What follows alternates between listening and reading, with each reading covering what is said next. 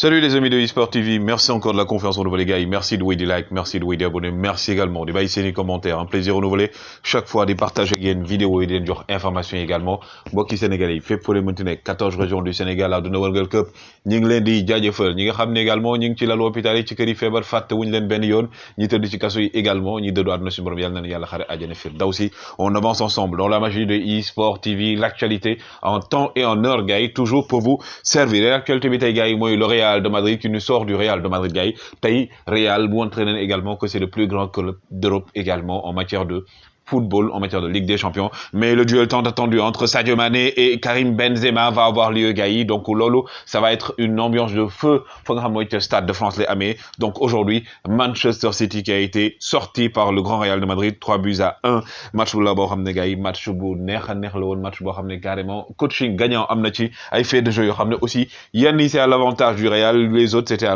l'avantage également de Manchester City. Mais boo gisee kanamu Kevin De Bruyne ni mu mel ni rek nga xam ne gars yi match bi métti woon na lol tàngoon na jër comme on dit gars yi da doon baax ci côté yëpp ah comme on dit. Et qu'aujourd'hui ce qu'il faut retenir gars yi mooy ñaari nit ñi ngeen di gis image bi ngeen gis de ces deux personnes, il faut retenir cette image parce que dinañ ci wax au cours de cette vidéo pour indi ci ay leeral. Karim Benzema encore hein aujourd'hui qui a marqué sur penalty donc jege li nga xam ne aussi mooy ballon d'or bi et aussi ki nga xam ne mooy Casemiro qui a fait du Casemiro aujourd'hui. Et pendant ce temps gars yi erreur bi nga xam ne waa Manchester def nañ ko mooy gars yi nga xam ne ñoo ñëw yëpp Real de Madrid photo foofu ak di xool ñoom yëpp dañoo perte tey nag Grealish moo ko def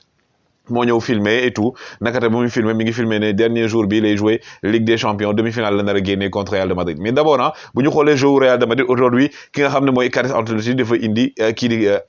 Toni Kroos joué loo ko ci diggante ki nga xam ne nag mooy défense bi ah au niveau de la défense dafa ñëw joué loo ko en quelque sorte comme mu nekk seen soutien ah moom moo doon def sortie de balle yi parce qu'il était beaucoup plus technique aujourd'hui. Mais également da doon permettre ki nga xam ne mooy blogu Real de Madrid bi di gën a mën a yéeg def li nga xam ne mooy marqué pressing haut parce que tey Real moom da doon jouer face à une équipe boo xam ne c'est une équipe qui a l'habitude de dominer les matchs et que tey Toni Kroos li ñu ko joué loolu tey mu nekk que aujourd'hui comme pivot ça a permis un peu en quelque sorte au Real de Madrid de pouvoir jouer. Mais aussi loolu da leen doon permettre ñu gën a mën a gis ngeen ko ci match bi nii teg pressing haut bi gën a tax également équipe bi di Manchester City mën a dellu ginnaaw en même temps mën a jouer ci vitesse bi nga xam mooy Vinicius Junior. Le Real aujourd'hui qui a quand même été climatisé dañ leen a climatisé vers la 72e minute Riyad Mahrez moo dugal bi boo xam ne ñëpp newoon nañ Real toog na Riyad Mahrez bi nga xam ne il y a 1 an nii la defoon Paris Saint-Germain climatisé leen tey nag clim moom dafa mel ni dafa am problème dafa mel ni dafa panne dafa mel ni Toko Ekambi moo yàq climu waa Algérie parce que tey comme vous le savez donc but bu exceptionnel la ñu dugal quand même. Bernardo Silva gars yi wax naa ko am na joueur yoo xam ne gars yi duñu wax lu bëri mais Bernardo Silva il a été exceptionnel mën nañ ne aujourd'hui c'est l'un des meilleurs joueurs de Manchester City et également de Pep Guardiola depuis le début de la saison mi ngi def ay match yu exceptionnel. Gis ngeen but bi un but également magnifique de Riyad Mahrez bi nga xam ne par la même occasion il est devenu le premier joueur maghrébin à avoir marqué du côté algérien bien entendu à avoir marqué 7 buts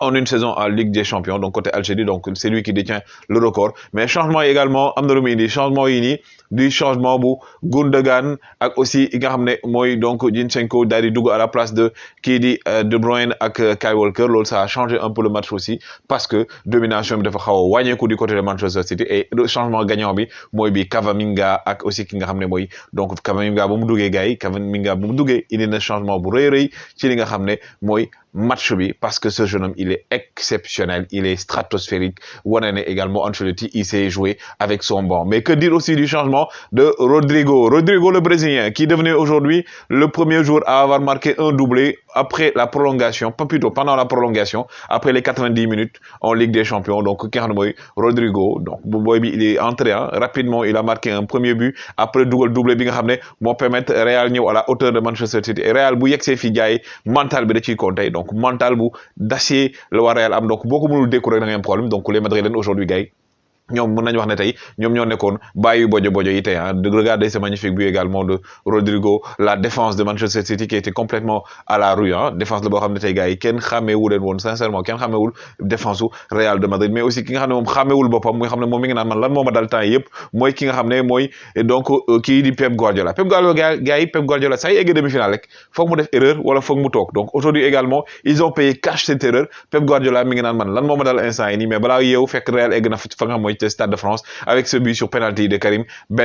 Benzema qui aujourd'hui donc est devenu le meilleur buteur français de l'histoire en matière de Ligue des Champions entre autres et qu'aujourd'hui mi ngi jéem a battre record boo xam ne en une saison détenue par Cristiano Ronaldo depuis la saison 2008-2009 mais aussi li ñu war a wax mooy que ne man li ma mën a comprendre ci match bi rek mooy gars yi nañ ma jégal supporter madrilène mooy Casemiro jëlul carton jaune jëlul carton rouge man loolu moo ma jaxal alors que Casemiro faute yi mu def déjà faute bu graaw la def si nga xam ne mooy donc kii di De Bruyne aussi li mu jàpp également ki mooy il faut doon xëcc ko mel ne kuy daw di dire koog moom ça méritait au moins un carton jaune mais comme on dit rek parfois boo solee maillot Real de Madrid day nekk pression ci arbitre yi mais aussi ces deux hommes Modric ak ki nga xam ne mooy Bernardo Silva ñaar ñi il faut les regarder gars parce que kenn ki mën na remplacer kenn ki di Real de Madrid parce que tous les deux ils sont exceptionnels.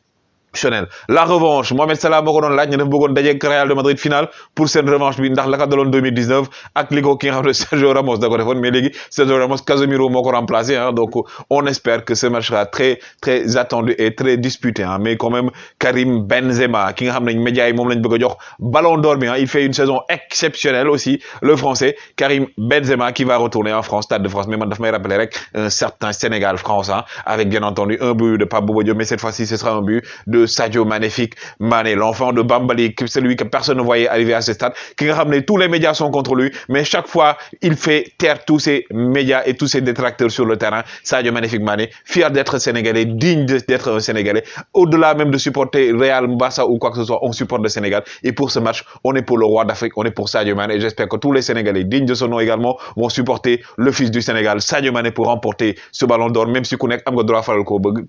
mais en tout cas, on espère que tout cœur, on sera avec Sadio Mané mais gars yi bu leen fàttali s'il vous plaît di leen ko fàttali chaque fois suñu frère Souleymane Sylla gars yi lu ci waay mën a jàpp na ko ci jàpp wax naa ko chaque fois mu defee vidéo dinaa def numéro yi ak Wave beeg li nga xam mooy Orange Money ak aussi Kopar Express pour ñu nekk étranger gars yi toujours un plaisir de vous servir jaa ngeen jëf